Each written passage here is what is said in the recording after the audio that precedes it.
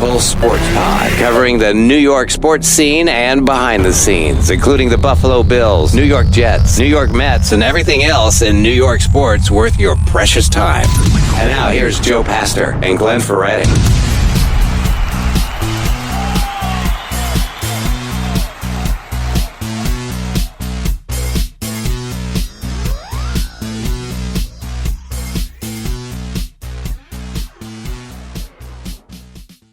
So our listeners were complaining that we don't have enough New York Giants talk on a New York sports podcast. So we're bringing in none other than Giants expert Coach Jobson here, and we're going to lead off by talking about Eagles and Giants. Yeah, I mean, this guy brings a unique perspective here, the coach of the game and also what I would say crazy Giants fan. So welcome to the pod. Thanks, boys. Thanks for having me. I will say this. I'm no expert. I think my kid knows more than me. But, being a high school coach, I don't have time to watch a lot of games. I quit the fantasy football scene because you're watching a lot of high school film during the season. So, really, I only have time to watch the Giants. It's the only game of the week that I watch. It's kind of exciting now towards the last month here. I was able to watch some real football. So I watched the Giants and I watched the Bills when they're opposite the Giants so I could root against them. Yes, we hate the Bills in this family. Yep. Joe, I just want to make sure you are aware, though, that Jason did shoot a text message that said you should not be talking about offensive coordinators that you've never called a play in your life. So I just want to set the stage there that you don't have much leeway with them. Well, that's what you call a straw man argument. You set up your argument in a way that no matter what, you'll win. But there's a reason they're bringing in young guys as offensive coordinators as opposed to these old experts, is to bring new, fresh ideas in there. And I think a lot of things is when you watch the game, you bring in a little different perspective than a coach. Like, you watch these guys like Bill Cowher or Tony Dungy on there that have obviously forgotten more than I know about football, but they also have this blind loyalty to coaches and other biases. So there's something about fresh perspectives and maybe something about people that would negate a perspective with a straw man argument, is all I got to say about that one. Being somebody who calls the plays, it's a lot different when you're down in there and you're actually in the fire and you have to make a call when it's a big 4th and 7 or 4th and 3 and 3rd and 7. I mean, no doubt. That's a big perspective, and that's why we want you on here. Yeah, I never heard the term straw man. Yeah, so a straw man argument is like you situate your argument against something you know that is right. So Joe shouldn't have an argument, and then you juxtapose it with something that is 100% true. And then because I responded that 99% of us will never call plays. So exactly, that's a tough argument to win. Yes, all that's right. Why that's the term for that. Yeah, it's a perfect. I mean, like the guys on ESPN, a lot of them have been in it and have been part of the plays being called. Right. I mean, we got Joe. You're like the Skip Bayless of the show. Yeah, I would like to put myself more with the analytics department guy, and I do have some stats here to talk that when we get into the games. Like, I'm not a Giants hater by any means. I actually want them to win, but I seriously wonder if they can win this one because statistically they're in a lot of trouble. New York's run defense is ranked 28th this season, allowing 144 yards a game. Only 2 teams in the previous 40 seasons have advanced beyond the divisional round when they're allowing 140 rushing yards. So that's a tough one to stack up with. But that whole key word to me is going back 40 years, because then you end up with boomer football and people talking about balance and all this other nonsense. So it's really the passing game that matters. But we'll get more on that later. Are you concerned about the Giants' run defense? I am not. I think the Giants have one of the best D-lines in the game of football. Mm-hmm. Dexter Lawrence and Leonard Williams they're beasts. They take over games. Dexter Lawrence took the game over last week. Are we a little worried about that Scott guy who's like the Giants killer who scores on the Giants? Sure, he's a good player. I mean, but I'll tell you what. That's one of the pros of the Giants. When you talk about the Giants, they're missing a lot. They have a ton of holes. Linebacker, cornerback, interior line, receivers. Yep. Yeah, we hear you One of the complain about strengths the is receivers D-line. a lot. Do you think? I don't know where you're getting your stats from. So their run defense is weak. Their D line is awesome against the pass. They're like ranked number 4. Dexter Williams had 54 quarterback pressures. Leonard Williams 83. Thibodeau had 40 and had 6 last week. So in pass pressure, it seems like their line's been effective statistically, but not there. That's why defensively their DVOA is ranked 29th, whereas Philadelphia is 6. Yeah, see, I don't even think, from a run perspective, I would think Hurts is probably the guy they're going to be more concerned about than really their running backs as well. I know Miles Sanders had a good year, but I'd be more concerned about Hurts taking off and running than the other guys. I mean, I'm trying to go through the stats quickly to see when the last time the Giants had a 100-yard rusher against them. Joe, you're the stat man. Do you have those stats? I don't. I'm having a hard time finding a team. So if we look at rushing yards per game allowed with the Giants, it's 139 in the regular season, and it's I believe 144 if you count the playoffs. So it could be, a lot of teams also use like running back by committee. So I mean that could be going on there. But yeah, they definitely do struggle against the run. That I could tell you for sure. I mean, overall in the NFL, the Giants are ranked in just straight up against the run number 27. Yeah. The Philadelphia Eagles the last time, not week 18, but the time before, they had an over 100-yard rush. Yeah. The Eagles, by contrast, are number 16. Now, there's not a whole lot of gap. Like the Eagles at number 16 give up 121 yards a game. So it's not like it's this giant, Number 10 would be Denver at 109, and the best was Tennessee at 76.9. San Francisco's number 2 at 79. Buffalo is number 4 at 100. You got to love that. So, yeah, but I think most teams are usually trying to throw to catch up on Buffalo too, so that's probably a little deceiving. Yeah, well, that's why the Bills are built that way. They're built to stop the pass, not the run. It's just, you want to look at stats, but you look at the strength in the team, and their D-line is definitely a strength. So right. I agree. And certainly against the pass. And like I said, that's what matters. And I think looking past the stats, I think that is how the Giants win. I feel like they are the team with the momentum. They're hot.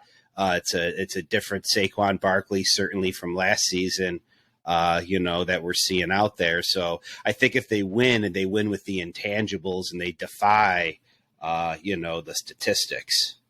What do you think of this notion, though, that everyone talks about it's tough to beat a team 3 times? Like, you've coached games before.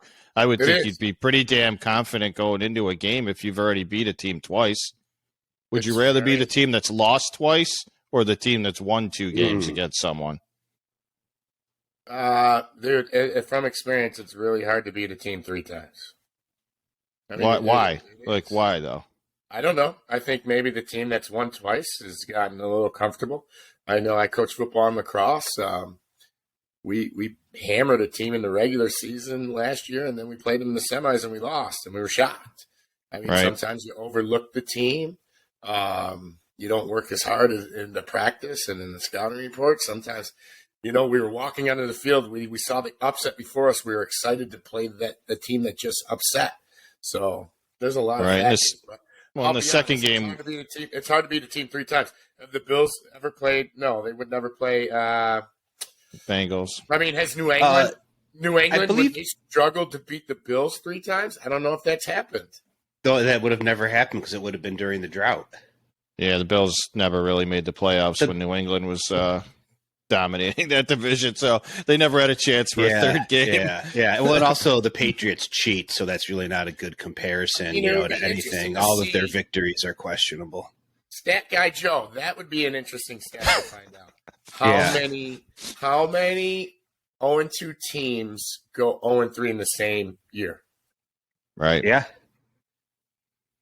Yeah, I'm sure it's tough because they know you so well, especially being a division opponent. Anything could happen. You saw what happened with the Dolphins last week. They obviously almost pulled a huge upset on the Bills, but and the Ravens. And the thing about the Eagles game too, the last one, the Giants didn't really need to play that game, right? I mean, they weren't playing for anything when they played the Eagles. Wasn't that the last game of the season? They played all their backups. Right. Eagles obviously played their starters because they needed a win for the 1 seed. And it was a one-possession game. But you know what? When they played earlier in the year, in Week 14, I think the Eagles hammered them. Right. I don't know, man. The Giants, listen, we've been in a little drought. We've been the team. Like the Bills, they're all excited. We were you, Buffalo, and you're still not as good as New York. Like my kid's 15 years old. He has seen the Giants win 2 Super Bowls. It's happened 14 times that a team has beat the same time. 0-3? Yep. What do you mean? It says it's happened. So if how many times has the 0-2 team won?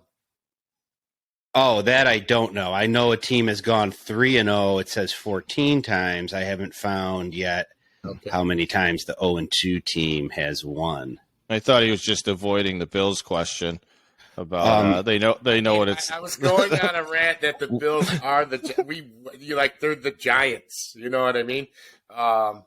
We dominated New York. We dominated football for years. My kids, but you play in New Jersey and you share your stadium. You're not even. There should be a class action lawsuit for false advertising because you're New Jersey. All of the fake merchandise you've sold. I stayed in New Jersey across from Giant Stadium and took a bus. It took me 5 minutes to get to freaking Times Square. Here's the deal, Joe. But, okay. Here's the I could be this whole thing. I could be in Niagara Falls, New York, and take a bus and be in a different country. I don't see what your point is. Joe, I could go out west and be in in 4 different states at the same time. Here's the irony. I've seen the Giants play in a Super Bowl at your house. Glenn, I've seen the Giants win 2 Super Bowls in your house. Yeah. Neither of you have seen either of your team win a Super Bowl in your houses. That's true. Yeah, well, I wasn't alive, so that would be difficult. Yeah. I didn't own a house in 1969. You're right. Those are facts. Listen, this is another thing I bring up. My kid's 15 years old. He's seen his favorite team win 2 Super Bowls in his lifetime. Well, I mean, let's be honest. I mean, how old was he? I mean, I don't know if he was really watching the game for the first. Well, I recall one of them, like the little kids, like playing in the basement and like fighting over a Batman mask. I don't remember really Josh watching the game that closely at that age, but yeah. Listen, I will say this as a Giants fan. I mean, it's been some brutal years. I was nervous that, like, my biggest fear was my kid turning into a Bills fan, and we got him hooked with the Giants early. But then the Giants had some bad years in 2017, and the Bills were having some good years in 2019. I was nervous he was going to make the flip. Thank God he hasn't. And where did your coach come from? Where did your coach come from? I know we're Buffalo. And where are you poaching a lot of your players from? Our practice squad. I know. It's kind of weird to say you hate the Bills. That's kind of weird. That would be like me 2 or 3 years. Listen, so one of my favorite days is watching the New York Giants with my son. So that's pretty cool. That is. I thought he almost became an Eagles fan at one point, actually. No. Or your daughter. A great year, dude. Glenn wants to hate on what would be worse if your kids became Eagles fans or Bills fans? Bills fans. Yeah, okay. Bills fans for sure. But let's talk about the Giants. They're having a great year. Danny, Glenn wants to Daniel Jones and all 15 of his touchdowns he threw this year. Yeah, he's having a big year, but it's play calling. He gets managed by his play calling, not because of Danny, because of the skill players he has. You can't even name them. Like I could name one of them, Isaiah Hodgins. He was someone that wasn't good enough to be on our team. Exactly, but he's their best receiver right now. He is. Your last podcast, you couldn't even name the tight end. I just think you guys were so in love with Slayton. You thought he was going to be the next coming. When you signed Galladay, I mean, I don't think you guys stopped talking forever. Like, it's not our fault that these guys didn't work out. It's, obviously they're going to make some changes at receiver, but you can't say that Daniel Jones has arrived until I think he wins a game like this weekend. I'm not saying that, Glenn. I'm saying that Daniel Jones is good enough to win a Super Bowl. I'm not sure yet. You might say that. I'm not sure yet. Like I just can't get over that yet until I see him win a game. Like I just think Minnesota was fraudulent, and he's got a big opportunity to prove himself. He wins this week. Yeah, I would say I would lean more towards what you're saying is that he could potentially win a Super Bowl, especially in a terrible NFC East, except for the 49ers. I mean, I think most people would agree that the teams in the NFC East are much less skilled than the ones in the AFC. Listen, I know he missed some game. Here's a huge thing that you don't know. You don't know. It didn't happen to Bills fans since Jim Kelly. Dude, we've had Eli Manning for years. Do you know there's so much to be said about a dependable and reliable quarterback? Oh, I get that. And I know Danny missed a couple games last year with his back injury and stuff, but he's pretty reliable and dependable. It's something. I mean, the Jets, you haven't figured that out in years. For sure. No, but the question about Daniel Jones is will he be able to beat either your Mahomes, your Burrow, your Josh Allen? Because he has had 300 passing yard games this year, but one was against the Lions and 2 were against the Vikings, and those are some of the worst defenses. And he's going against actually the number 1 DVOA defense against passing in the Eagles this week. So he's going to have his work cut out for him. And then possibly the Niners. Yeah. I agree. Listen, I'm just saying, 2007 was very eerie, familiar team. Like it's weird. The Giants have not made it to the Super Bowl when they've won a wild card game since like early or late 1990s. Yeah. Every time they win the wild card round, they make it to the Super Bowl. Yeah. Well, Dable against his old team would be a cool Super Bowl. And it would be a rematch of Super Bowl 25. Super Bowl, Joe Nelson. we have a better chance than you do. Why? Because Vegas says that? We beat Kansas City this season. What are you talking about? We've beaten them twice. Playoffs? You want to talk about playoffs? I mean, Joe, last year, them not pulling it out with 13 seconds to go in the game was the most unbelievable defeat ever. I don't care about any regular season win of the Bills over Kansas City until they beat somebody in the playoffs like that. But the 2 most probable Super Bowls, according to the odds makers, are the Buffalo Bills. Yeah, well, how many have they won so far? The most probable Super Bowl is 19%, and that's San Francisco against Buffalo. And then the second most likely Super Bowl at 16% is Philly versus Buffalo. Then number 3. I think Vegas should be criminally investigated for making the Bills a favorite in a Super Bowl if they've never won a Super Bowl. No, that's to be in the Super Bowl. I don't think they're not the favorite to win anymore. Yeah. They're not? Those are the 2. No, I'm pretty sure KC is the favorite. It's weird because it seems like KC is the favorite. KC be the favorite, but not be the favorite to make it to the Super Bowl. Because they got the bye, maybe? Who knows? Maybe they had that 1 seed? Yeah, I don't know, but it's weird. Yeah, it is. That is weird. It could just be different. It could just be different odds makers as well, Yeah. But the Giants have like no shot, according to the odds makers. Like the only team less likely is like the Jaguars. It's the Jacksonville Jaguars. I'm not going to argue with you there, but you know what? Us Giants fans are happy, man. Yes, we are the Bills. You should be. The coach is incredible. Like coaching matters. Yes. The GM we love. He's incredible. GMs matter. Yes. Yep. We know that in Buffalo. Although, listen, our old GM did have he did draft a lot of those players that were on that field. And Jones, Barkley. Yeah, he drafted well. I think it was like the free agent signings. It was a little the way he dealt with Eli and the way he dealt with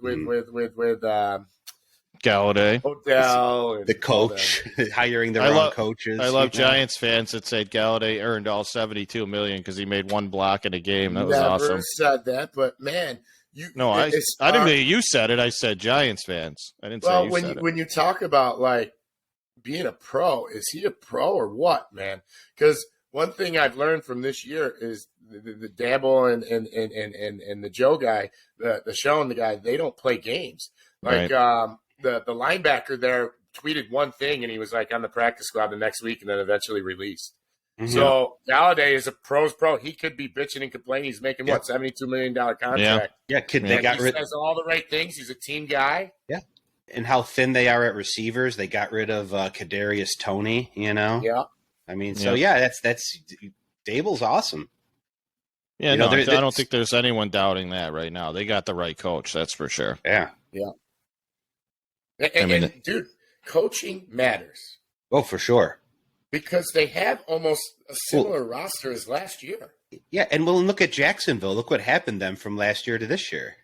Yeah. It's a complete turnaround. I know. It is funny sometimes, though, when people do point to, like, coaches like Belichick that were pretty unsuccessful until Brady got there. I think it's more a combination of a quarterback and the coach, like, meshing well together and being able to work together because – without Daniel Jones being successful, Dable's not successful. Yeah. And without Dable being successful, Daniel Jones is successful. So I just think they're married together and they both have to kind of feed off each other and have a good working relationship to be successful. Because you see it when coaches don't like their quarterback. Like that always ends poorly. Doesn't matter how good they are. Yeah, Arizona, Denver.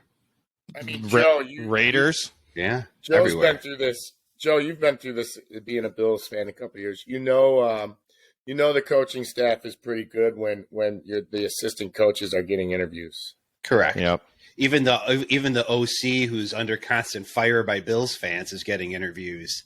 I don't like that the interviews are going on during the playoffs. I think the NFL's got to do something to kind of fix that because that's not fair to the team, and it's also not fair to the coach that the OC is trying to prepare a game plan to face the Cincinnati Bengals and also get ready for the most important interview in his life. There's 32 NFL opportunities, and you got that and a playoff game. That's not fair.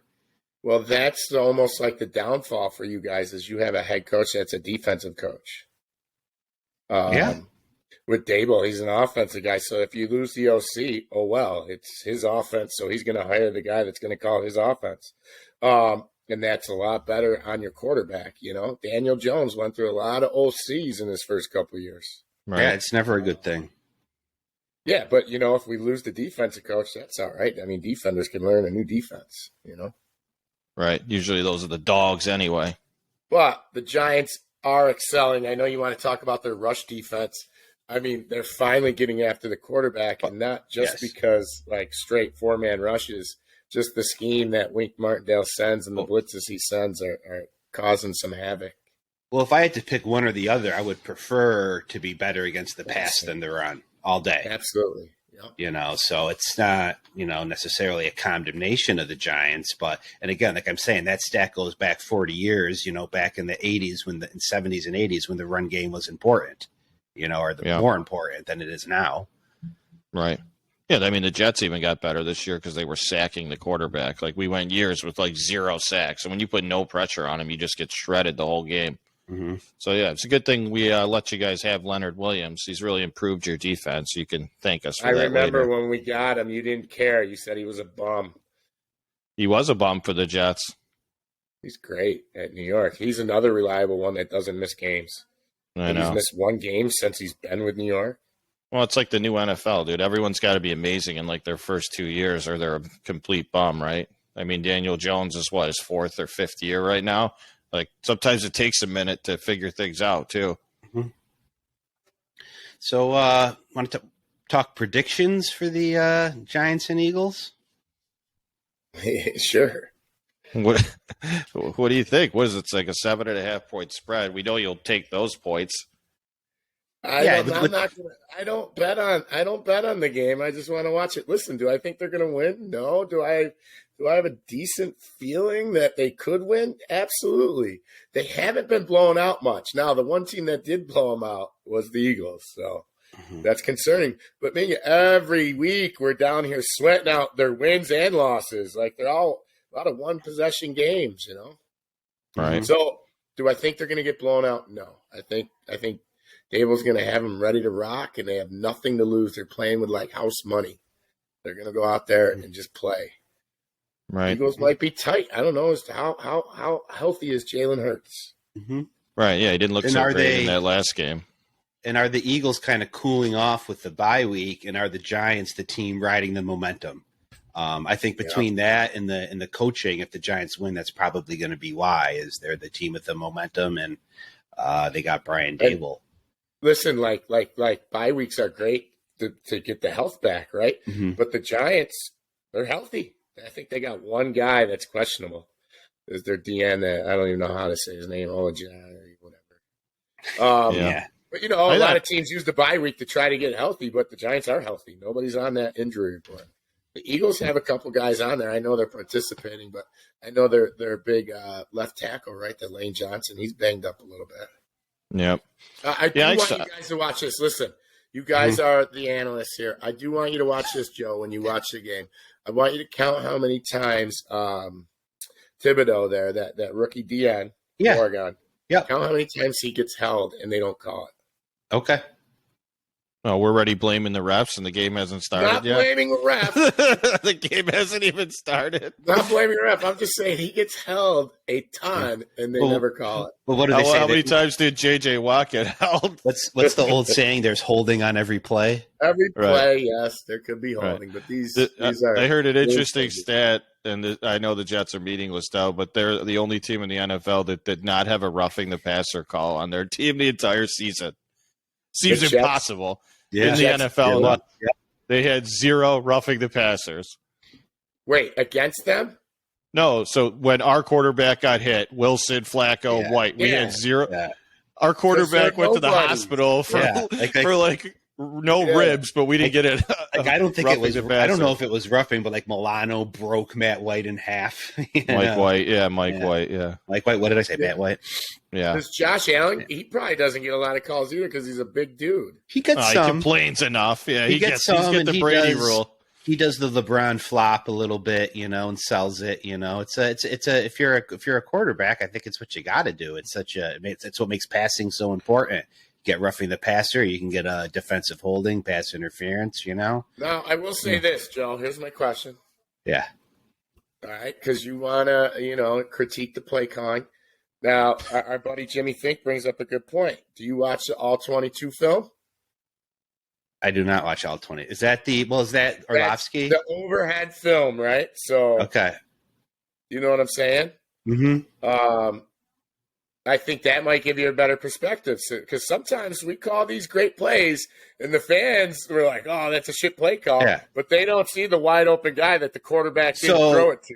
What I do, though, is I have a couple friends with season tickets, and sometimes they give you a little different perspective on what you weren't seeing on the TV. So that would be interesting to go. I didn't even know that was an option to go and watch. Yeah, that would be interesting because that is a conversation that I like to have with people is, all right, what was going on in the game that we couldn't see on the television? I just think that will change a lot of perspective as far as people talking about play calls because they might see those open routes, It's true. It's just so weird. It's just so weird, though, that things seem very different this year, and probably so because we see how good Dable is and Dorsey is new. And I'm not saying Dorsey should be fired. I'm just saying sometimes I have some questions about him, and that's fair. Like I've also brought up a few questions, not too many about Josh. I brought up plenty of questions about Gabe Davis. I think we gotta, why so much hate? I don't hate Gabe Davis. I want Gabe Davis on the team. Right. I just don't think he's consistent enough to be a number 2. I think we'd be a better team if we had a really good number 2. Even if a guy like Taj. I know. I love these guys, dude. We need a better team. Was incredible. They need a better team. Like, how bad have they been for so long? Like, this team's not good enough. I didn't say we want a better team. I said we want more consistency. That's why Gabe Davis is frustrating. Is because we see what he's capable of. And then he has these, what almost seems like lapses in concentration. He would be at number 1 on the Giants. Well, yeah. I don't know if that's a good thing. Taj Boyd would be a number 1 on the Giants. I'll change my pick. You better change your pick from this week then. But you're bitching about him, Joe. But then you guys are. I'm not. I'm saying I'm a little. I'm not necessarily. I'm critical of some things that I see, and I think my criticisms are fair. I'm fair as a fan. I'm not a homer, and I'm going to sit here and the Bills are doing all right and wrong. When I see something that's questionable, I'm gonna talk about it. My other buddies have been ripping on him, and I don't understand the hate because I think the guy's great. Man. Yes. Yeah, I want him on the team. He's like feast or famine. Like he just has humongous games, or just he's non-existent. So it's hard to get around. It's hard to get around that. It's frustrating sometimes. Well, it's kind of like you're saying you didn't watch a lot of the Bills games, and if you saw like playoff Gabe Davis was different than a Gabe Davis we saw in a lot of games this year, and that's just a fact. Here's another. He was towards the top of the bottom of the list in drop rate. Like he drops percentage wise some of the most passes in the NFL.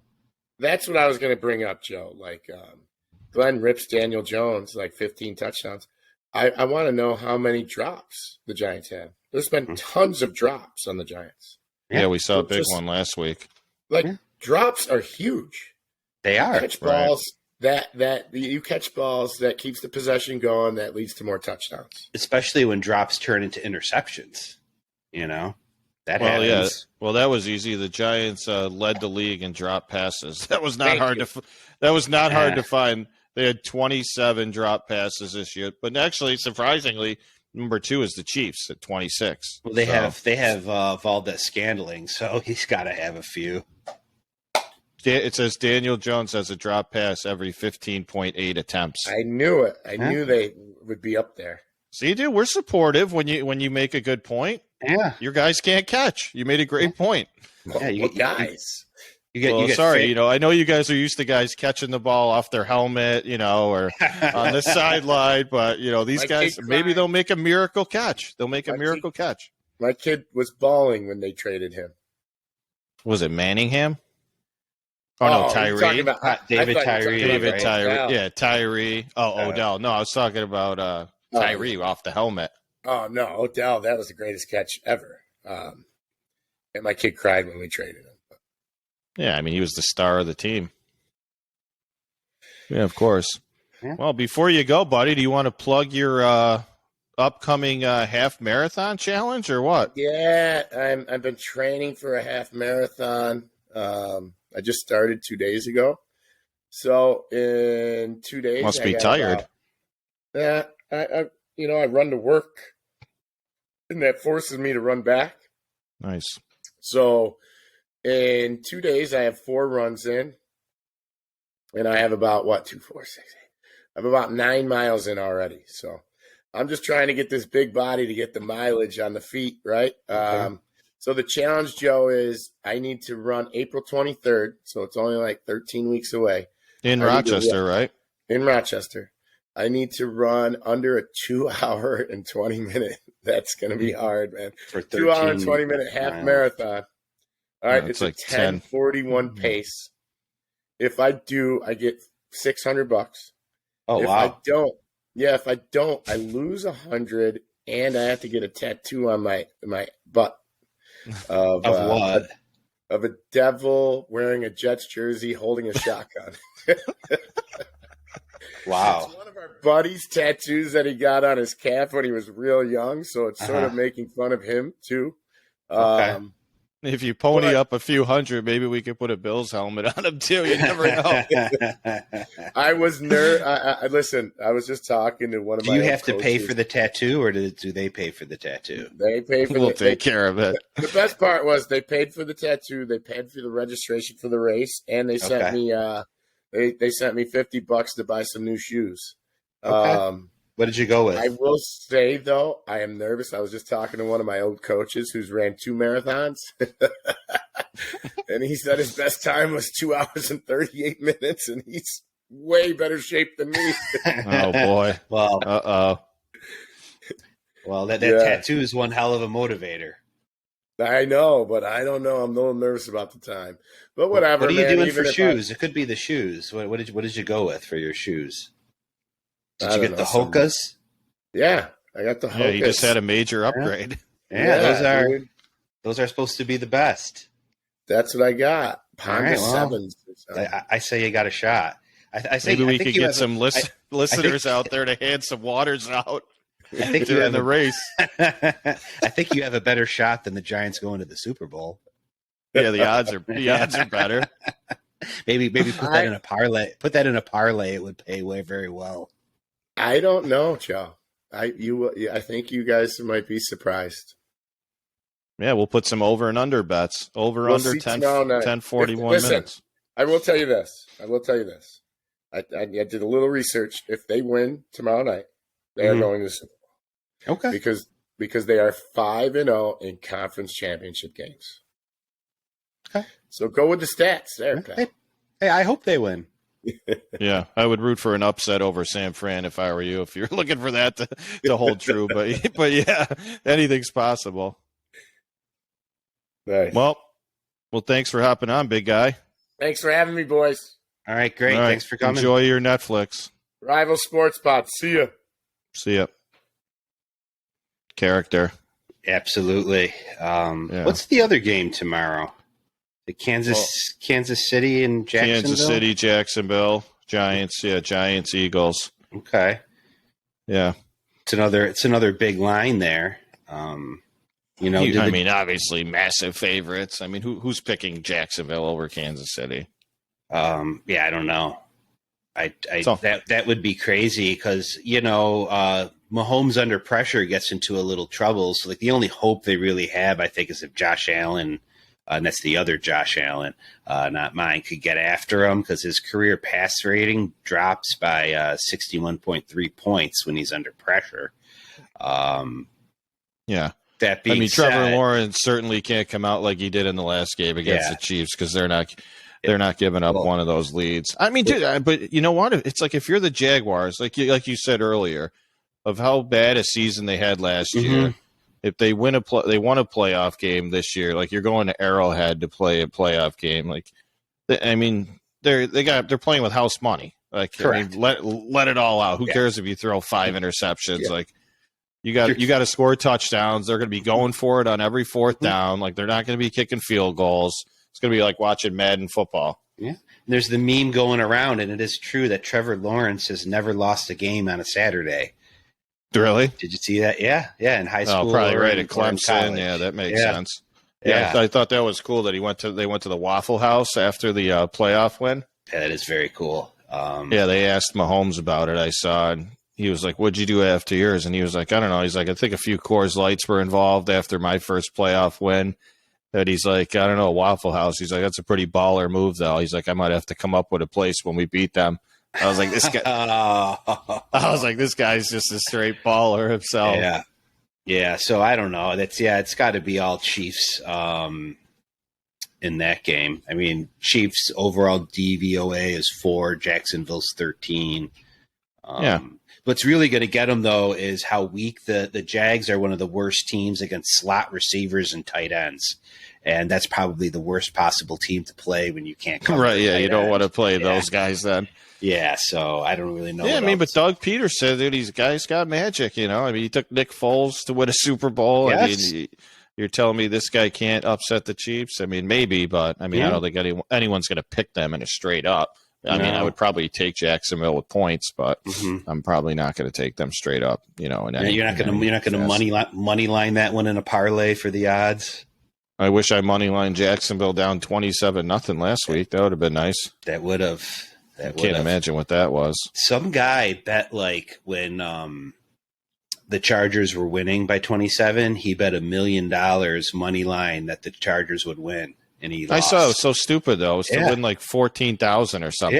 Yeah. I was like, if you have $1 million, you're risking $1 million for 14,000. I mean, he deserves to lose. Yeah, that was bad. So, all right, and then so the Bills are the first game. Bills are Sunday, the first right? game. Yep. And that's the same thing too, where we're going to have to get after Joe Burrow. They have 3 starting offensive linemen down, and that's that guy the key. Can't catch a break with linemen. No, you can't. And that's the key with Burrow. He's 22-3 when he's sacked fewer than 4 times, and he's 4-8 when he's sacked 4 or more times. So, Bill's one of those wins was last year against Tennessee when he got sacked 9 times and still won the game in the playoff.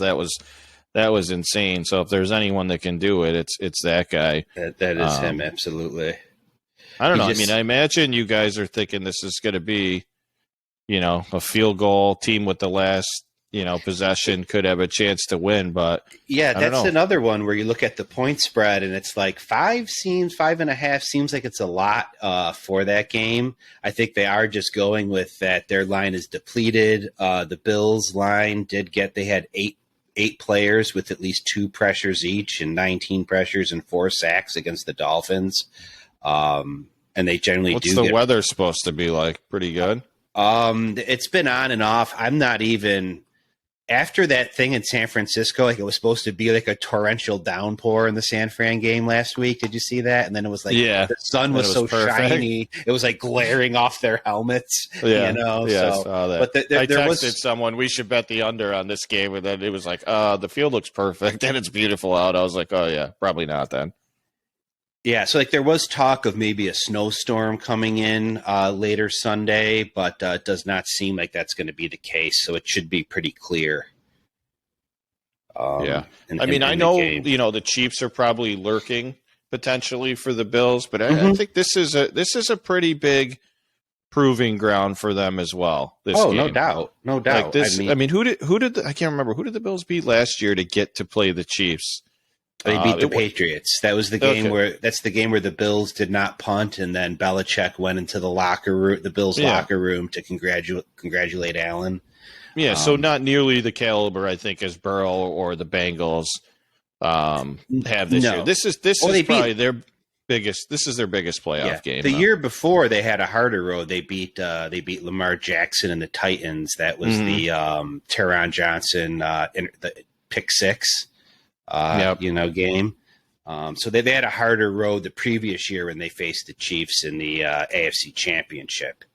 Was more challenging, I would say. But I'm definitely not looking past Joe Burrow. This is a very hard game. In some ways, probably before their line just kept falling apart, I would have been more afraid to play the Chiefs the Bengals than I would be the Chiefs. The Chiefs beat the Bengals. Right. I can't even speak. The Bengals beat the Chiefs, and they're so deep at wide receiver, and how depleted our secondary is. The Bengals make me a little more nervous. I do feel more comfortable with that O line, and hopefully we can get some pressure on them. And the exciting thing for Bills fans is if Josh has 300 passing yards and 3 TDs, he'll be the first player in postseason history ever to do that in 4 consecutive games, which is amazing when you consider all the guys, that have been in there. Your Brady's never done it. Rodgers. It does help when you throw the ball in every possession or every play too. I mean, it makes it a little easier. That's true. I'd have to say. Well, Brady did have that 50 touchdown pass year when they had Randy Moss. They threw a lot that year. The Colts threw a lot. So, it's that'll be interesting to see. Yeah, we'll see what happens. We'll see if Josh decides to throw the ball to only Bills players this week instead of the Bengals, and holds on to the football and doesn't turn it over. Because those are things you can overcome when you're playing against the Dolphins with Skylar Thompson, but he turns the ball over 3 times, against the Bengals. It's not going to be the same outcome, which obviously he's not doing that every week, but these guys are geared up. I mean, they came out hot against the Bills earlier. Yep. And, the Bills did go down and answer, but they were kind of going right back down again. So that should be a hell of a game. I think it's the best game of the weekend, this and the Giants. Those 2 games I think are top notch compared to the other 2. Okay. I saw some interesting stat for turnovers in the playoffs. Fumbles cost you 3.6 points on the average, and interceptions cost you 1.8 on the average. But Joe Burrow is no average quarterback for sure. No, he's been overcome a lot, but you can't overcome 9 sacks very often and turnovers. So we'll see what happens. We'll see what happens. Could do that. Yeah, I'm definitely looking forward to this game. You're definitely not looking past the Cincinnati Bengals for sure. And then I can't wait. all the emotion, of course, too. From the Damar Hamlin situation. Gabe Davis was asked on the Pat McAfee show if Damar Hamlin was going to be at the game, and based on Gabe Davis's reaction, either that or Gabe was having a little fun, that it seems like maybe he will be. Yeah, I'd be surprised if he wasn't at the game. Yeah, maybe I think he'll leading be the there. charge on the ATV or something. Yeah, no, I would think he would definitely be there. Yeah, I can't wait. It's going to be a great game. Yeah. And then the last game is Cowboys-Niners. Cowboys-Niners, yeah. Old school 90s football. Mm-hmm. And this is one where the line's closer than I thought it would have been. I would have thought the Niners would have been a bigger favorite, but they're not. And I think it might be in part of the DVOAs. They got San Francisco's number 2 in the NFL and Dallas is number 6. And so maybe what they're thinking is because Dak's been out those games that Dallas might even be higher than 6.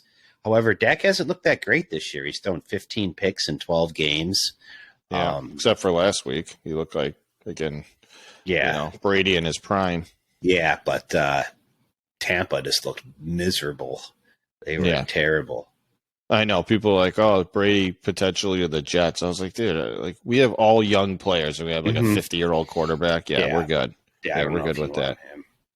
No, I know. It is weird. It's hard to figure out the Cowboys, right? Because everyone's just like, they let you down every year, but people buy in and you're like, all right, they're going to do it this year. Like, this is the year they're going to make a run. They're going to beat the, Niners. I'm just counting on them not. They haven't proven to get over the hump in so long. Like, why are we ever going to think they're going to upset a team that's just rolling right now? I know. Mr. Irrelevant, literally just leading the way. I mean, he has the best supporting cast, the best defense. Like, why do we think the Cowboys are actually going to overcome them? Yeah, the idea that the 49ers are just a defense-only team is, patently untrue at this point. I mean, with the way Purdy's playing, he's got the most wins since week 14, the highest passing yards per attempt, the highest passer rating, 121.4, and he's tied for the most passing touchdowns at 14. And his passer rating under pressure is 86.9, which is number 6. Yeah. And is there a bigger running back trade like in the history of the NFL than McCaffrey, like mid-season trade? No, not at all. So yeah, I think they're the best team in the NFL, in my opinion. Yeah, that's what I was telling Jason. I was like, I know you think if we win this game, we're automatically making it to the Super Bowl. I'm like, I think Niners fans would probably beg to differ with that, but that's what makes it interesting. Yeah, that's what I say. We're fair on the show just because I'm a Bills fan. I'm not going to say they're the best. Well, you might, but I think they could win. I'm not. I don't think they would definitely lose against the 49ers, but I think if I were to sit there as an unbiased person and look at them, I'd say they have the better roster. But again, what we have is Josh Allen. And I do truly believe that of all the quarterbacks in the NFL, he has the highest ceiling because he could do what every other quarterback could do, and then he could do things that the other guys just don't have either a big enough arm or are enough fast enough or powerful enough runner to do that. If he's not making mistakes, look out. I mean, look at the difference in quarterbacks in these two divisions. I mean, you got the Jaguars was Lawrence number 1 overall. Allen was 7? Yeah. Mahomes was 15 or something. I don't remember exactly, but first round. And Burrow was 1 also. In the NFC, you got Mr. Irrelevant. You got Jalen Hurts was a second or third rounder. Yeah. Daniel Jones was a first rounder, but most people felt like he was a reach at the time. Yeah, from Duke. Obviously, we'll see where that's playing out. And then Dak Prescott was not a first rounder either. Was it second or third, maybe? Yeah, so it's complete disparity amongst the conferences when you're looking at the quarterback position. So I know. I mean I guess that's why half the teams make the playoffs this year, and then they don't make it the next year. There's such a disparity, and it changes so quickly. Yeah, Mahomes was 10th overall. Yeah, I knew it was 10 or 15, somewhere around there. But yeah, I mean those guys, they're all blue chip talent, and these guys are low down on the draft board. I mean, one obviously almost not even drafted. For sure. So he's Mr. Relevant now. So I think that's another reason why San Fran's got to have good Vegas odds, is because they definitely have the easiest road to get there. Yeah. Oh, definitely. Well, we got a good week of football, a weekend of football coming up. So I'm glad we were able to get this in. We got to get this podcast out quick so we can get some people to listen to it tomorrow and enjoy it before the game. So let's see if our predictions are right. I mean, I don't know if we're going with the same teams, but I would say San Fran. Oh, no, I'm going Bengals. What am I talking about? San Fran, Bengals, Kansas City, and what was the last game? Eagles. Yeah, I'm going Eagles. Yeah, so yeah. The difference is the Bills. Yeah. You're going Eagles or Giants? I'm gonna go Giants. Love it. Yeah. Well, we'll see who's right. Or no one. True. I guess you never know. All right. Well, this was fun. Yeah, it was fun to have the coach on. I'm glad he could get on and mix it up a little bit ahead of time. Go out and support the guy in his half marathon chase on April 23rd in Rochester, and we'll see what happens. Good luck to your Bills, buddy. All right. Thanks, man. All right, buddy. I'll talk to you later. See ya. See ya. Thank you for listening to Rival Sports Pod. Please make sure to like and subscribe on YouTube or wherever you listen to your podcast. You can also email us at rivalsportspod@gmail.com with any topics, ideas, or questions.